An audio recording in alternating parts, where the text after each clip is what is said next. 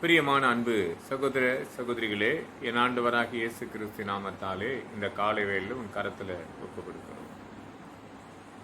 இந்த 5ஆம் தேதி அதிகாலையில் 1 மணி அளவில் இருக்குது. இந்த செய்தியை பகிர்ந்து கொள்கிறோம். இந்த நாட்களில் 2023ஆம் ஆண்டில் 2ஆம் மாதம் 5ஆம் தேதி என் தாயார் மரித்தார் என்று இந்த பூமியில் விதைத்து இருக்கிறோம். அந்நாட்கள் நாங்கள் அநேக துக்கத்தோடு மனக்கசந்து அழுதப்பட்ட ஒரு காலம்.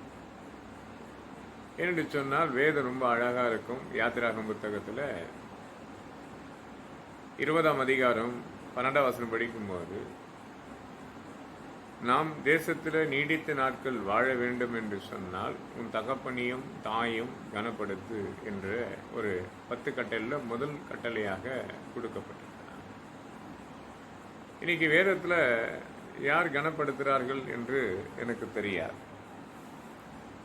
என் தாயாரை கொடுத்து நான் நிறைய பகிர்ந்து கொள்ளும் போதெல்லாம் ஒரு சிலர் கூட நினைப்பாங்க, எப்போதும் தாயாரை கொடுத்து அந்த மாதிரி கஷ்டத்துலேருந்து எங்களை வளர்த்தாரு. ஏன்னா என் தகப்பன் இப்போ ஆலயத்தை கட்டி நடத்துகிற கிராமத்தில் தான் பெரிய ஒரு ஆக்சிடெண்ட்ல மரித்து போயிட்டார். அவர் மரித்த பிற்பாடு எனக்கு 17 வயது.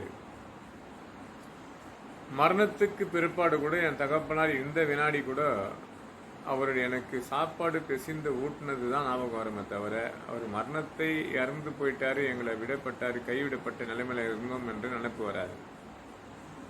அந்த அளவுக்கு ஒரு பாசம் அதிகம். எங்க 4 பேரையும் உட்கார வச்சு சாப்பாடு பிசைந்து அது கொடுக்கிற விதமே ஒரு ஆசீர்வாதமா இருக்கும். அவர் நினைப்பது அதிகமா இருக்கும். அவர் மரித்த பிற்பாடு என் தாயார் சரியாக எனக்கு 17 வயது. என் தாயார் பிரயாசப்பட்டு வளர்த்த காலங்கள் நினைச்சாலுமே ரொம்ப பயங்கரமா இருக்கும். என் தம்பிங்களுக்கெல்லாம் தெரியாது, எனக்கு தெரியும். ஏன்னா நான் சென்னையில் இருக்கிற வட சென்னையில் இருக்க ஒரு ஸ்கூலில் படிச்சிருந்த இடம் அது. அப்போ அந்த ஸ்கூலில் படிச்சிருந்தவன் அந்த ஸ்கூலை விட்டு விடக்கூடிய ஒரு சூழ்நிலை ஏற்பட்டது. ஸ்கூலை விட்டு என்ன ஆச்சு, வேலைக்கு துவக்கணும். எப்போ 17 வயதில் வேலைக்கு துவக்கி இன்னைக்கு எனக்கு 57 வயதாகுது. நான் தொடர்ந்து பயணித்து கொண்டு தான் இருப்பேன். ஒரு காலத்தில் உலக சிற்பன்பத்துக்கு ஓடி அழிந்து திரிந்து சம்பாதிச்சு கொண்டு வந்து என் தாயிடத்துக்கு கொடுப்பேன். ஆனாலும் ஒரு காலத்தில் கத்தர் அப்படியே மாத்துறாரு. எப்படி மாத்துறாரு? அப்போ 1998ஆம் ஆண்டுல 7ஆம் மாதம் 22ஆம் தேதி ஞானஸ்தானம் எடுத்த பிற்பாடு கடவுளுக்காக இந்த உலகம் முழுவதும் ஓடிக்கொண்டிருக்கிறேன். தமிழ்நாடு முழுவதும் சுற்றி திரிவதே என்னுடைய வழக்கமாக முழு சந்தோஷத்தோடு கடந்து சுவிசேஷத்தை அறிவித்துக் கொண்டிருக்கிறேன். ஆனாலும் என்ன சுவிசேஷம் அறிவித்துக் கொண்டு நான் திரிந்து அழிந்து வந்தாலும் தகப்பன் சொன்னதை போல என் தகப்பனையும் என் தாயும் அசட்டை பண்ணி பேச மாட்டேன். ஏன் பேச மாட்டேன் அப்படின்னா, அப்படி கடினமாக கஷ்டப்பட்டு என் தகப்பன் வாழ்ந்த காலத்தில் அவர் அன்பினால் அரவணைத்து நடத்த, என் தாய் வாழ்ந்த காலத்தில் கஷ்டங்கள் நெருக்கடி, அடுத்த வேலை உணவுக்கு இல்லாத காலத்தில் கூட என்ன பண்ணுவாங்க, தனக்கு தெரிஞ்ச வேலைகளை செய்து தன் பிள்ளைகளுக்காக ஓடி வந்து உதவி செய்வாங்க. அப்போ இந்த நாட்கள் எப்படி இருக்கணும்னு சொன்னால், அது கனத்துக்குரிய காரியமாக செய்தாங்கன்னா மரணத்துக்கு நேரிடும் போது நடந்த காரியம் நினைச்சாலும் இன்னும் கூட மன கஷ்டம் உண்டாகும். ஏன்னா சில பிள்ளைகள் நடந்துகிற விதம் சரியிருக்காது. சில குடும்பத்தில் சார்ந்த மருமகளால் வரலாம், மருமகனால் வரலாம். ஒவ்வொரு குடும்பத்தில் ஒரு கேட்டகரி இருக்கு. ஆனால் வேதம் நீதிமொழி புத்தகத்தில் ரொம்ப அழகாக ஒரு வசனம் படிக்கிறோம் பாருங்க. ரொம்ப நீங்கள் வேதம் வச்சிருந்தால் இந்த வசனத்தை யோசிங்க.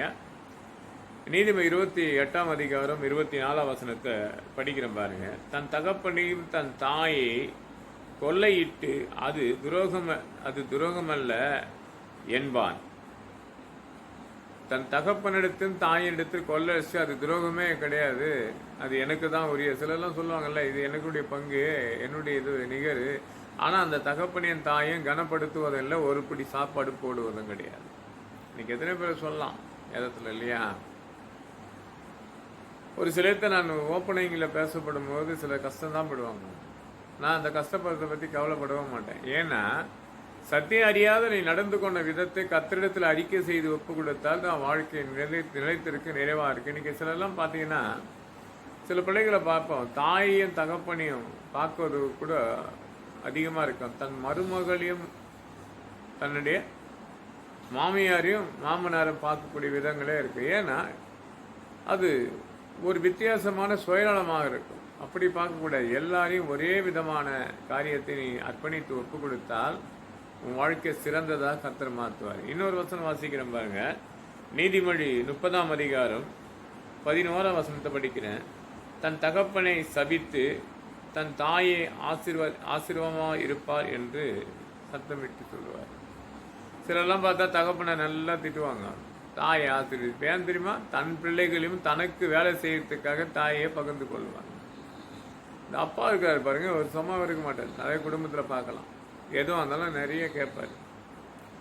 அப்போ அவருக்கு எதாவது பிடிக்காது, அப்பாவை பிடிக்காது. அது பொண்ணாக இருந்தாலும் சரி, ஆணாக இருந்தாலும் சிலர்லாம் நம்ம அசட்டை பண்ண ஆரம்பிச்சிடுவாங்க. ஆனால் தாயை எதுக்கு வச்சுக்கிறான்? தன்னுடைய பிள்ளையை பாதுகாத்துக்கொள்ளும், தன் குடும்பத்தில் வேலை செய்யறதுக்கு உதவியாக இருக்குன்னு சொல்லி தன் தாயை கனப்படுத்தி வைத்துக் கொள்வாங்க. வேதம் தெளிவாக சொல்லும். நீதிமன்ற புத்தகத்தில் படிச்ச 30ஆம் அதிகாரம் 11ஆம் வசனம், தன் தகப்பனை சபித்து தன் தாயை ஆசீர்வாதமாக இருக்கின்றாய் என்று சந்ததிக்கப்பட்டான் என்றார். ஆனால் அதோட 17ஆம் வசனம் படிக்கிற, தகப்பனையும் பரிகாசம் பண்ணி தாயே கட்டளையே அசட்ட பண்ணுகின்றவன் கண்கள் நதி காக்காழிக்கு பிரிங்கப்படுமா. இன்னைக்கு நிறைய பேர் இருக்காங்க. நீ தன் தகப்பனின் தாயை அசட்ட பண்ணா நதியில பறக்கிற காக்காவை கண்கள் இழந்து போனதை போல் நீ இழந்து போயிடு. பார்க்குற அன்பு சகோதர சகோதரிகளே, நிறைய பேர் இன்னைக்கு தாய் தகப்பனை பார்க்குறோமா? நீதிமன்ற புத்தகத்தை கொஞ்சம் படிச்சு பாருங்க. தாய் தகப்பனை எப்படி பார்க்கணும். அப்படி பார்க்காதவனுக்கு என்ன பிரச்சனை வருது? சிம்பிளாக சொன்னேன். 28 நீதிமன்ற 28, 24 நீதிமன்ற 30ஆம் அதிகாரம் 11ஆம் வசனத்தையும் 2ஆவது வசனம் படிக்கும்போது 17ஆம் வசனம். அப்போ அந்த 2 வசனத்தில் என்ன? பிள்ளை தகப்பனை கொடுத்து நிறைய இருக்கும். தாய் தகப்பனை கொடுத்து பேதம் ஃபுல்லாக இருக்குதுங்க. நீதிமன்ற புத்தகத்தை அசட்டை பண்ணுகிற விதத்தை பார்க்கப்படும் போது நிறைய காரியத்தை பார்ப்போம் இல்லையா? இன்னைக்கு நிறைய பேர் அசட்டை பண்ணுறாங்க. நல்லா என் தாயை கொடுத்து இன்னைக்கு இந்த மரண நாளாக எதுக்கு சொல்றேன்னு சொன்னால், அவங்களுடைய கஷ்டங்களை கடைசி காலங்களில் அவங்க நடந்துற விதத்தை பார்த்து அப்படியே கசந்து அழுதேன். அந்த கஷ்டப்படுவாங்க. எங்கெல்லாம் ஒரு பழம் விற்கிற வேலைக்கு கூட சரி, மாதாவரம் கடந்து போய் அந்த மாம்பழ சீசன் அந்த மாம்பழத்தை எடுத்துன்னு விற்று அதுலேருந்து ஒரு பிடி சாப்பாடு எடுத்து தன் பிள்ளைகளுக்காக பிரயாசப்பட்ட காலங்கள் உண்டு. மருத்துவமனைக்கு போய் ஹாஸ்பிட்டலில் பார்த்தோன்னா பாத்ரூமு ககுசு கழுவி அதை ஒழுங்குபடுத்தி அதுலேருந்து வருமானத்தை கொண்டு வந்து தன் பிள்ளைகளை பராமரித்த காலங்களும் உண்டு. அப்போது அப்படிப்பட்ட கடினமான உலகத்தில் வாழ்ந்திருந்த நாங்கள் எங்களை பார்த்தீங்கன்னா அவ்வளோ அழகாக நடத்தி வந்தாங்க. கொஞ்சம் உணவாக இருந்தாலும் அந்த சந்தோஷத்தோடு அதட்டி உலகத்தில் மாட்டி சிக்கிக்கொள்ளாதபடி அதை வழிநடத்தின அந்த விதமே நல்லாயிருக்கும். அப்போ அப்படிப்பட்ட தாயை என்ன பண்ண முடியும்? கனப்படுத்த முடியுதான்னு கேட்டால் இல்லைன்ற கவலை உண்டு இல்லையா? அந்த கடைசி காலத்தில் 2023 2ஆம் மாதத்தில் 4ஆம் தேதி ஜெபிக்கிறேன். அவங்க துடிப்பு தாக்க முடியாது. ஆண்டவரே நீ எடுத்துக்கொள்ளமாப்பான்னு. ஏன்னா பிறப்பும் இறப்பும் கர்த்தருடைய கரத்தில் இருக்குது. நீ எடுத்துக்கொள்ள ஆண்டவரை. அவங்க துடிக்கிறது, அவங்க கத்துறது என்னால் பார்க்கவே முடியல. அப்படி கடினமாக அவங்க அழுவாங்க. அப்போ அந்த பலவீனத்தினுடைய அவங்களால் தாங்க முடியாது இருப்பாங்க. அடுத்த நாள் பரிசுத்த நாள் 5ஆம் தேதி அவங்க மரித்தார்கள். சரியாக அது ஆலயம் முடிந்த பிறகு என் ஆத்துமாவே கர்த்தரை ஸ்தோத்திரம் சொன்னபோது தான் மரணத்துக்கு தன்னை எடுத்துக்கொள்ளப்பட்டார் ஆண்டவர். அப்படி இந்த உலகத்தில் அவங்க பட்ட பிரயாசம் கொஞ்சம் நெஞ்சம் கிடையாதுங்க. இன்னைக்கு பிள்ளைங்க கண்டும் காணாத கூட சில பிள்ளைங்க நினைப்பாங்க தாயின் தகப்பனே ஒரு மாதிரி அசட்டாக சொல்லுவாங்க. சிலர்லாம் பார்த்தா தாய் தகப்பனுக்கு தாயிடத்தை நம்ம வாங்கி பெற்றுக்கொண்ட ஆசீர்வாதம் பெருகும். அதை சொல்லிக்குவாங்க. என் தாய் இருக்குமோ என் நல்லா பார்த்தா என் தாய் இருக்குன்னா, தாய் இறந்த பிற்பாடும் அந்த காலகட்டாயத்தில் சரியாக பகிர்ந்து கொண்டு தாயை போல இருக்கிற எத்தனையோ தாயார் உண்டு இந்த உலகத்தில். தன் பிள்ளைகளால் கைவிடப்பட்ட தாயார் அவங்கள சந்தித்து அவங்களுக்கு ஒரு பிடி சாப்பாடு கொடுத்து அவங்களுக்கு ஒரு வஸ்திரத்தை கொடுத்து நீ வந்து கடந்து பாரு. அந்த மரித்து போன தாயாருடைய ஆத்மாக நிலைத்திருக்கும், நிறைவாக இருக்கும். இன்னைக்கு எத்தனை பேர் நம்ம அதை செய்கிறோம்? பெற்றோர் மத்தியில் செய்கிறோமா? சிலர்லாம் பார்த்தீங்கன்னா சில காரியம் செய்யப்படும் போது கஷ்டமாக இருக்கும். ஏன்னா யாருக்கோ ஒருத்தர் கட்டுமானத்தில் கடந்து போய் அடிமைப்பட்டு செய்வோம்.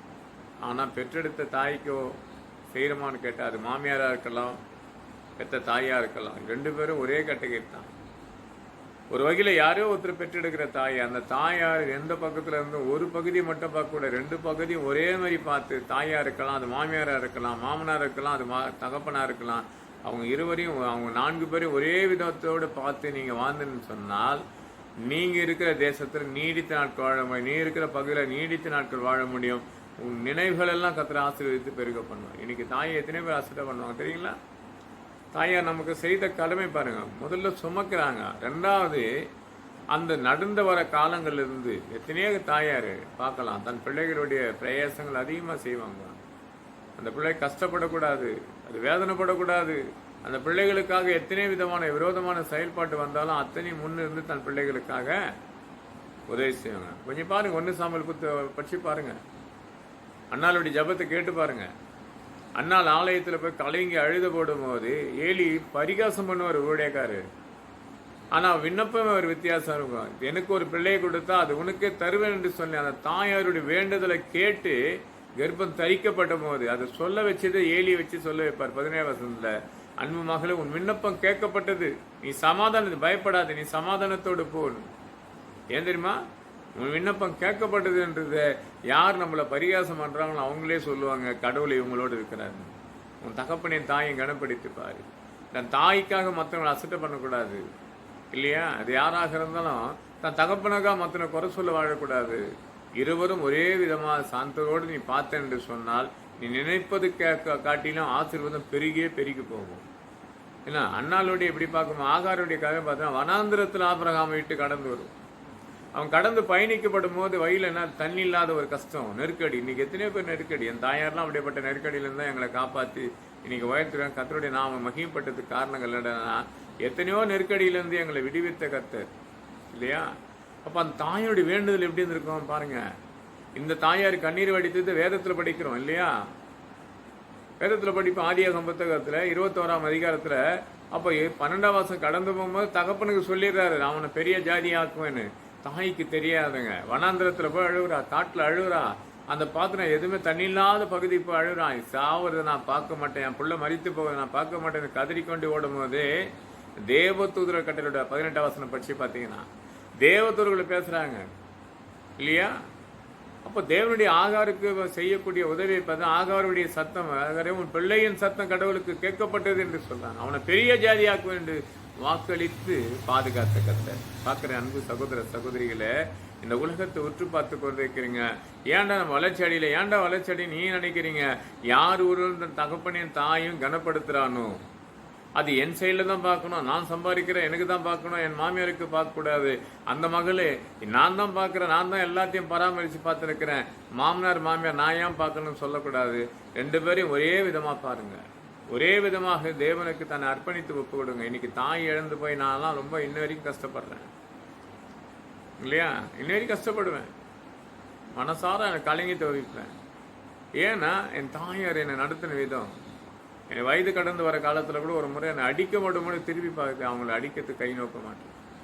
இன்னைக்கு எத்தனை பேர் தாயை அடிச்சிடுறீங்க, தாயை திட்டுறீங்க, அவங்களுக்கு ஏந்தபடி பண்றீங்க.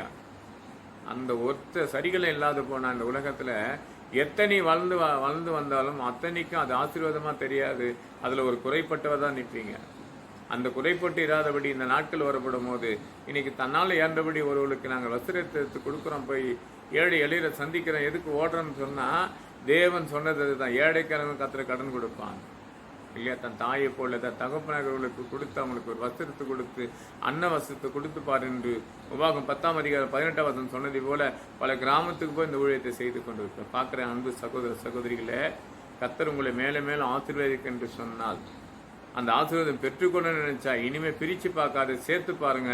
கர்த்தர் உங்களை மேலே மேலே ஆசீர்வதிப்பார். ஜெபிப்போம். கர்த்தர் உங்களை ஆசீர்வதிப்பாராக. என் அன்பால் நேசிக்க நல்ல பிதாவே கிருபைக்காக சோதரிக்கிறோம், வல்லமைக்காக துதிக்கிறோம். ஒவ்வொரு உள்ளத்தை திறந்து தாயை போல இருக்கிற தகப்பன் போல இருக்க அநேக தேசத்தில் உண்டு வயது கடந்து போறவர்களுக்கு தன்னால் என்ற ஒரு உதவி செய்ய கற்றுக்கொடும். அப்படி தாயும் தகப்பனும் தன் மாமனார் இருக்கிற குடும்பம் வந்தால் ஒருவருக்கு ஒரு அன்பு காட்டி அரவணைத்து சமாதானத்தோடு வாழக்கூடிய எண்ணத்தை இயக்கத்தை ஏற்படுத்தி கொடுக்க வேண்டிக் கொள்கிறது சாமி. சகல கட்டுப்படுத்தி பரிசுத்தமாக்கும் நன்மையை கிருபத்தோடு வந்து செய்தி இதயம் திறக்கப்படட்டும். பெரிய கேசு உங்களுக்கு ஆமேன் ஆமேன் ஆமேன்.